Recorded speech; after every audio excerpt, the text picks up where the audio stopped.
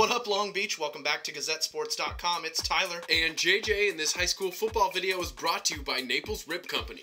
We go to the land of the Bruin, where Wilson, coming off their first Moore League win of the season, trying to put a couple together as they host the Compton Tar Babes, led by quarterback Dillard O'Cray. He's going to need to get that arm nice and warmed up because he's going to use it a lot tonight. And over for Wilson, it's the old 4-3 punch. Yeah, Tony Lindsay and Zamari Manning, those two had a heck of a night. Compton coming in looking for their first win in league, while Wilson trying to get into that second or third place slot, get into that conversation with a win here, thinking about playoffs. The first drive starts with Tony Lindsay, and watch him just move that pile. Everything on the Bruin offense starts with Tony Lindsay.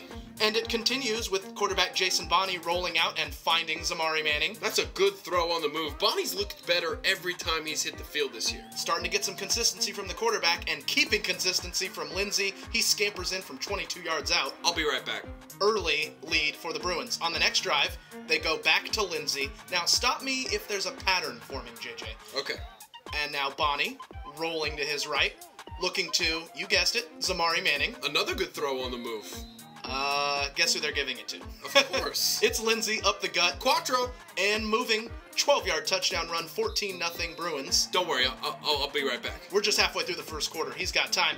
Compton, on the other side, their attack would get going because O'Cray and his strong left arm looking for Trayvon Jackson. Oh, that's a heck of a grab. His last name should be Moss. If you were looking at Jackson just getting off the bus, you wouldn't think he'd be high-pointing balls like this, but this kid can get up and get it. That's tremendous timing right there going to get that rock. Now the Tar Babes get pushed back here. This sack by Lewis Smith as he comes in on O'Cray. It's going to set up a 3rd and 27 at the 33-yard line, but Dillard says, "What? Yeah, O'Cray!" as he finds Andre Brown getting into the end zone, getting the 6 points for the Tar Babes, a 33-yard score. That's what they needed to get back into this game. 10 minutes left in the second quarter, but on the very next play, a screen to Manning. Zamari. He gone, 77 yards. Yeah, Zamari's going to be back too, so don't worry about that. 10 minutes left in the second quarter. It's turning into a bit of a shootout. The Bruins thought they stalled on their next drive near midfield, tried to get it to Manning, it didn't work. So on 4th and 5, they set up this nifty draw play, and Tony Lindsay is going to take that one and just swerve his way right through the Compton defense, 52 yards for the score. That is a lot of space. And he's getting a little fatigued from these long runs. The Compton defense, though, thought they had to stop again right here, as Josiah Duvet is going to get in and help get this sack right here, setting up another 3rd and long here, 3rd and 19, but Manning, just give him the ball in space and watch him go. 82 yards to pay dirt. He's just doing wind sprints at this point. Is this conditioning after practice or what? I mean, he's getting out there, and with under a minute and a half left to go, Compton not going quietly, but this is a tough drop in the end zone. Ugh. Tremendous throw from O'Cray, but it's just that kind of day for the Tar Babes. Last play of the half, they get it to Andrew Duvet, and he goes to the patented hurdle. Juju. But he's unable to punch it in. The clock runs out, and we go to halftime. Wilson 35-6. Never short on history are the Wilson Bruins, and they induct another class to their Hall of Fame.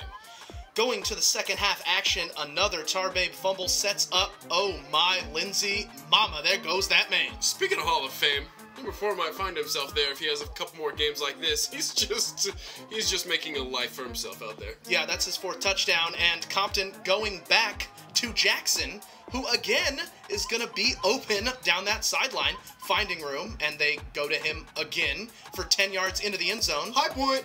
Does it once again. 6 receptions for 147 yards and that score for number 23. He was a huge factor in the passing game. Can I take a guess as to who's going to get the ball when the Bruins get the ball back? Oh, yeah, Quattro. Mr. Lindsay, 20 carries, 258 yards, and 5 touchdowns. It'll make any man need to take a nap. But no Zamari Manning sighting in the second half. Oh, wait. Speaking of high pointing. For real. Goes up and gets that ball. He did a great job locking down Tar Babes' offensive weapon, Marquis Scott, on the perimeter, then capping his day. The screen again to Manning. Takes this one 63 yards to the tilt. He had 5 receptions, 247 yards, and 3 touchdowns. Put those two together, 505 total yards, and all 8 of Wilson's touchdowns, 3 and 4, putting on for their school. 55-12 is your final. Huge win for head coach John Jansen. That's how you get right in the Moore League. It was all about number 4 and number 3. And they've got a big one coming up next week. Homecoming, they host Cabrillo. Yeah. McCarty's Jewelry helping bring you this video, here for you since 1932. That will be a huge game with major playoff implications as Compton is on their bye. You want coverage of that game and every other compelling matchup of Moore League football, you stay right here. GazetteSports.com. We are Long Beach Sports.